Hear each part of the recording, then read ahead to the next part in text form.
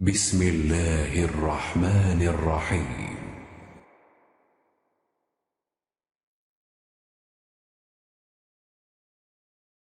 عبداللہ بن مسلمہ نے بیان کیا کہ میں نے امام مالک رحمۃ اللہ علیہ کو پڑھ کر سنایا ابن شہاب کی روایت سے کہ حضرت عمر بن عبدالعزیز نے ایک دن عصر کی نماز میں دیر کی، پس عروہ بن زبیر رضی اللہ تعالیٰ عنہ کے پاس تشریف لے گئے اور انہوں نے بتایا کہ اسی طرح مغیرہ بن شعبہ نے ایک دن عراق کے ملک میں نماز میں دیر کی تھی جب وہ عراق میں حاکم تھے۔ پس ابو مسعود انصاری عقبہ بن عمر ان کی خدمت میں گئے اور فرمایا، مغیرہ آخر یہ کیا بات ہے؟ کیا آپ کو معلوم نہیں کہ جب جبرائیل تشریف لائے تو انہوں نے نماز پڑھی اور رسول کریم صلی اللہ علیہ وسلم نے بھی نماز پڑھی، پھر خود جبرائیل نے نماز پڑھی تو نبی صلی اللہ علیہ وسلم نے بھی نماز پڑھی، پھر جبرائیل نے نماز پڑھی تو رسول کریم صلی اللہ علیہ وسلم نے بھی نماز پڑھی، پھر جبرائیل نے نماز پڑھی تو رسول کریم صلی اللہ علیہ وسلم نے بھی نماز پڑھی، پھر جبرائیل علیہ السلام نے کہا کہ میں اسی طرح حکم کیا گیا ہوں۔ اس پر حضرت عمر بن عبدالعزیز نے عروہ سے کہا، معلوم بھی ہے آپ کیا بیان کر رہے ہیں؟ کیا جبرائیل نے نبی کو نماز کے اوقات عمل کر کے بتلائے تھے؟ عروہ نے کہا، ہاں، اسی طرح بشیر بن ابی مسعود اپنے والد کے واسطے سے بیان کرتے تھے۔ عروہ نے کہا کہ مجھ سے عائشہ رضی اللہ تعالی عنہا نے بیان کیا کہ رسول اللہ صلی اللہ علیہ وسلم عصر کی نماز اس وقت پڑھ لیتے تھے جب ابھی دھوپ ان کے حجرے میں موجود ہوتی تھی، اس سے بھی پہلے کہ وہ دیوار پر چڑھے۔ صحیح بخاری حدیث نمبر 521۔ عبداللہ بن مسلمہ نے بیان کیا کہ میں نے امام مالک رحمۃ اللہ علیہ کو پڑھ کر سنایا ابن شہاب کی روایت سے کہ حضرت عمر بن عبدالعزیز نے ایک دن عصر کی نماز میں دیر کی، پس عروہ بن زبیر رضی اللہ تعالیٰ عنہ کے پاس تشریف لے گئے اور انہوں نے بتایا کہ اسی طرح مغیرہ بن شعبہ نے ایک دن عراق کے ملک میں نماز میں دیر کی تھی جب وہ عراق میں حاکم تھے۔ پس ابو مسعود انصاری عقبہ بن عمر ان کی خدمت میں گئے اور فرمایا، مغیرہ آخر یہ کیا بات ہے؟ کیا آپ کو معلوم نہیں کہ جب جبرائیل تشریف لائے تو انہوں نے نماز پڑھی اور رسول کریم صلی اللہ علیہ وسلم نے بھی نماز پڑھی، پھر خود جبرائیل نے نماز پڑھی تو نبی صلی اللہ علیہ وسلم نے بھی نماز پڑھی، پھر جبرائیل نے نماز پڑھی تو رسول کریم صلی اللہ علیہ وسلم نے بھی نماز پڑھی، پھر جبرائیل نے نماز پڑھی تو رسول کریم صلی اللہ علیہ وسلم نے بھی نماز پڑھی، پھر جبرائیل علیہ السلام نے کہا کہ میں اسی طرح حکم کیا گیا ہوں۔ اس پر حضرت عمر بن عبدالعزیز نے عروہ سے کہا، معلوم بھی ہے آپ کیا بیان کر رہے ہیں؟ کیا جبرائیل نے نبی کو نماز کے اوقات عمل کر کے بتلائے تھے؟ عروہ نے کہا، ہاں، اسی طرح بشیر بن ابی مسعود اپنے والد کے واسطے سے بیان کرتے تھے۔ عروہ نے کہا کہ مجھ سے عائشہ رضی اللہ تعالی عنہا نے بیان کیا کہ رسول اللہ صلی اللہ علیہ وسلم عصر کی نماز اس وقت پڑھ لیتے تھے جب ابھی دھوپ ان کے حجرے میں موجود ہوتی تھی، اس سے بھی پہلے کہ وہ دیوار پر چڑھے۔ صحیح بخاری حدیث نمبر 522۔ ابن عباس رضی اللہ تعالی عنہ نے کہا کہ عبد القیس کا وفد رسول اللہ صلی اللہ علیہ وسلم کی خدمت میں آیا اور کہا کہ ہم اس ربیعہ قبیلے سے ہیں اور ہم آپ کی خدمت میں صرف حرمت والے مہینوں ہی میں حاضر ہو سکتے ہیں، اس لیے آپ کسی ایسی بات کا ہمیں حکم دیجئے جسے ہم آپ سے سیکھ لیں اور اپنے پیچھے رہنے والے دوسرے لوگوں کو بھی اس کی دعوت دے سکیں۔ آپ نے فرمایا کہ میں تمہیں 4 چیزوں کا حکم دیتا ہوں اور 4 چیزوں سے روکتا ہوں۔ پہلے خدا پر ایمان لانے کا، پھر آپ نے اس کی تفصیل بیان فرمائی کہ اس بات کی شہادت دینا کہ اللہ کے سوا کوئی معبود نہیں اور یہ کہ میں اللہ کا رسول ہوں، اور دوسرے نماز قائم کرنے کا، تیسرے زکوٰۃ دینے کا، اور چوتھے جو مال تمہیں غنیمت میں ملے اس میں 5واں حصہ ادا کرنے کا، اور تمہیں میں تومڑی، حنطم، قصار اور نقیر کے استعمال سے روکتا ہوں۔ صحیح بخاری حدیث نمبر 523۔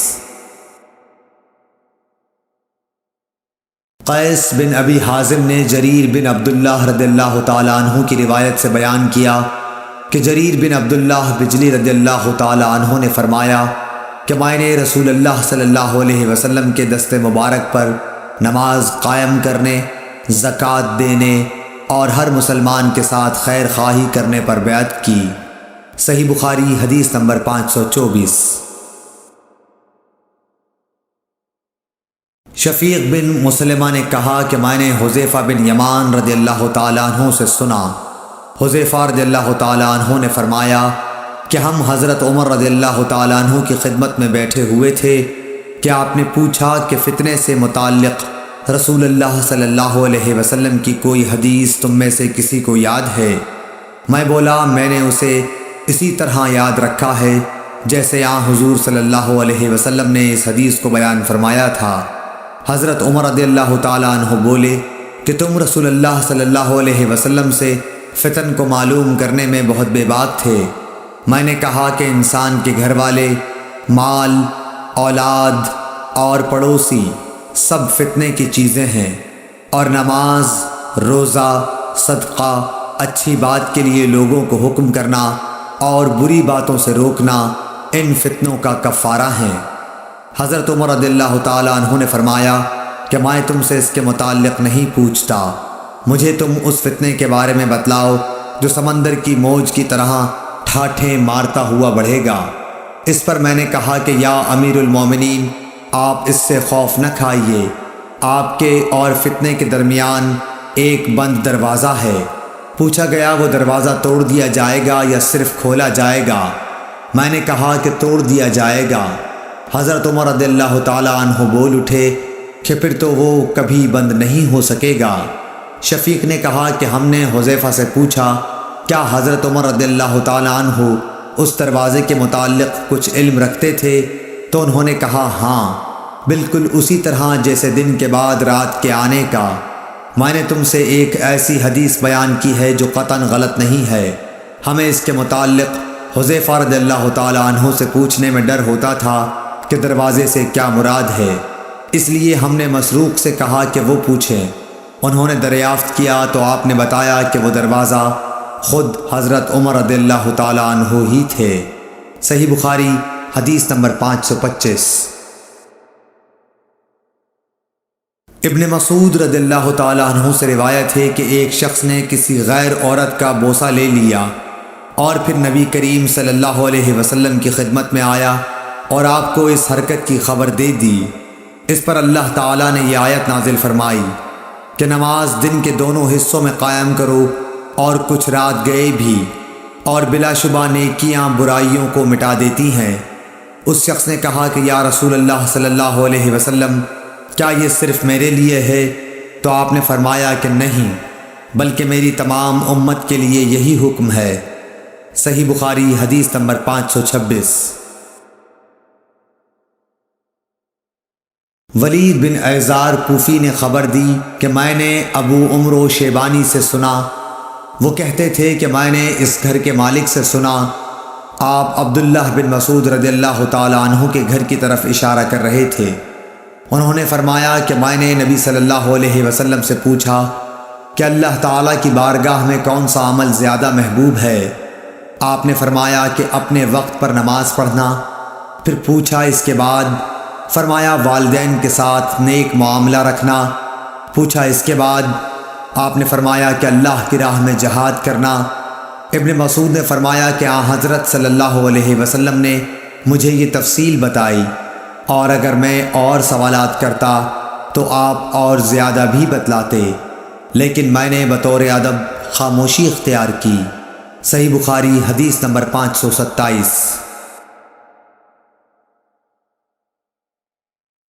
ابو سلمہ بن عبد الرحمن بن عوف رضی اللہ تعالیٰ عنہ نے حضرت ابو ہریرہ رضی اللہ تعالیٰ عنہ سے روایت کیا ہے کہ انہوں نے رسول اللہ صلی اللہ علیہ وسلم سے سنا، آپ فرماتے تھے کہ اگر کسی شخص کے دروازے پر نہر جاری ہو اور وہ روزانہ اس میں 5 دفعہ نہائے تو تمہارا کیا گمان ہے؟ کیا اس کے بدن پر کچھ بھی میل باقی رہ سکتا ہے؟ صحابہ نے عرض کی کہ نہیں یا رسول اللہ، ہرگز نہیں۔ آپ نے فرمایا کہ یہی حال 5 وقت کی نمازوں کا ہے کہ اللہ پاک ان کے ذریعے سے گناہوں کو مٹا دیتا ہے۔ صحیح بخاری حدیث نمبر 528۔ حضرت انس رضی اللہ تعالی عنہ نے فرمایا کہ میں نبی صلی اللہ علیہ وسلم کے عہد کی کوئی بات اس زمانے میں نہیں پاتا۔ لوگوں نے کہا نماز تو ہے، فرمایا اس کے اندر بھی تم نے ضائع کر رکھا ہے جو ضائع کر رکھا ہے۔ صحیح بخاری حدیث نمبر 529۔ ابو عبیدہ حداد نے عبدالعزیز کے بھائی عثمان بن ابی رواد کے واسطے سے بیان کیا، انہوں نے کہا کہ میں نے زہری سے سنا کہ میں دمشق میں حضرت انس بن مالک رضی اللہ تعالی عنہ کی خدمت میں گیا، آپ اس وقت رو رہے تھے۔ میں نے عرض کیا کہ آپ کیوں رو رہے ہیں؟ انہوں نے فرمایا کہ نبی کریم صلی اللہ علیہ وسلم کے عہد کی کوئی چیز اس نماز کے علاوہ اب میں نہیں پاتا، اور اب اس کو بھی ضائع کر دیا گیا ہے۔